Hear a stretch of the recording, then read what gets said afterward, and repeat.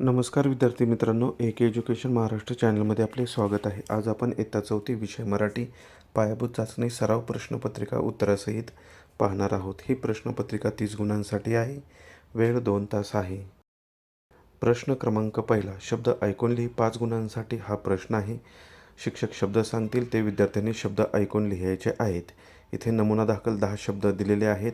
शाळा, मित्र, फुलपाखरू, आनंद, आकाश, झाड, पुस्तक, शिक्षक, शिक्षिका, चिमणी याप्रमाणे विद्यार्थ्यांनी शब्द लिहावेत. पुढील प्रश्न क्रमांक 2, सूचनेप्रमाणे प्रश्न सोडव. 5 गुण. खालील वाक्प्रचाराचा वाक्यात उपयोग कर. फस्त करणे. उत्तर, क्रिकेट खेळून खूप जास्त भूक लागल्यावर मुलांनी 2 डझन केळी खाऊन फस्त केली. खालील शब्दांचे समूहदर्शक शब्द लिही. जसे पक्ष्यांचा थवा, त्याप्रमाणे फुलांचा गुच्छ, गुरांचा कळप. कवितेच्या ओळी पूर्ण कर.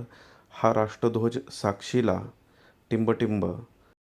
विद्यार्थ्यांनी कल्पना करून ओळी पूर्ण करायच्या आहेत. करू प्रतिज्ञा, आपण आता उजळू दे पुन्हा नाव भारताचे.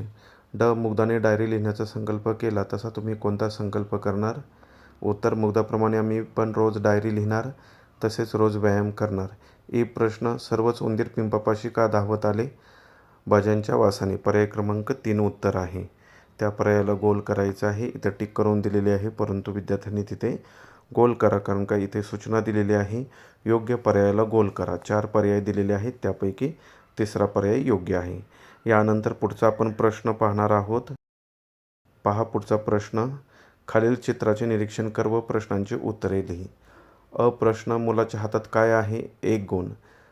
उत्तर, पर्याय क्रमांक 3 रोप. तुमच्या परिसरातील झाडांची माहिती लिहा. उत्तर, माझ्या परिसरामध्ये कडुनिंब, आंबा, पेरू आणि अशोक अशी विविध झाडे आहेत. यातील कडुनिंबाच्या झाडांपासून आपल्याला सावली आणि औषधे पाने मिळतात, तर आंब्याच्या झाडांपासून गोड फळे मिळतात. प्रश्न, झाडे आपल्याला काय काय देतात? 2 गुण.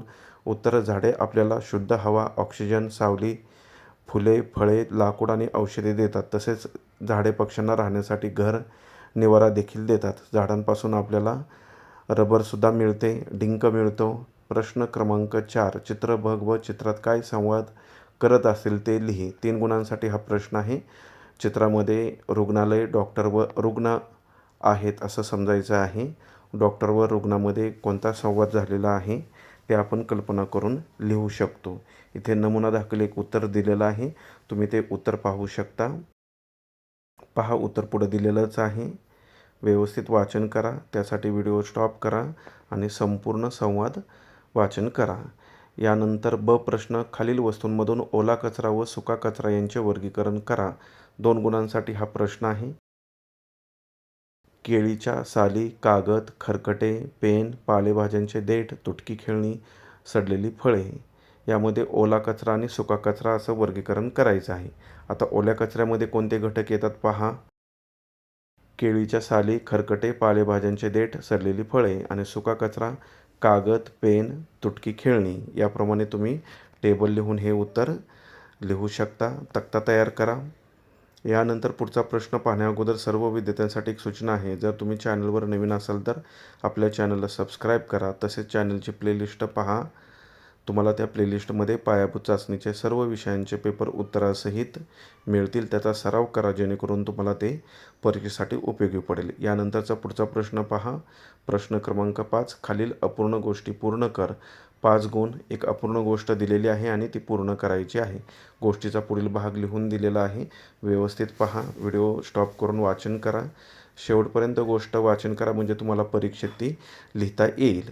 यानंतरचा आपण पुढचा प्रश्न पाहणारच आहोत. तत्पूर्वी जर तुम्हाला हा व्हिडिओ आवडला असेल तर लाईक करा, जेणेकरून पुढील तुम्हाला सगळे व्हिडिओ छान वाटतील. आता पहा पुढचा प्रश्न. प्रश्न क्रमांक 6, परिच्छेद वाचन कर व खालील प्रश्न सोडव. दिलेला उतारा व्यवस्थित वाचन करा. त्यावर आधारित पहिला प्रश्न, मुसळधार पावसाने कोणता भाग जलमय झाला? पश्चिम महाराष्ट्र. त्याला गोल करायचा आहे. प्रश्न, महाराष्ट्रातील कोणत्या जिल्ह्यांना पुराचा तडाखा बसला? महाराष्ट्रातील कोल्हापूर, सांगली, सातारा व पुणे या जिल्ह्यांना पुराचा तडाखा बसला. पुढील प्रश्न आहे खालील शब्दाचा समानार्थी शब्द लिही.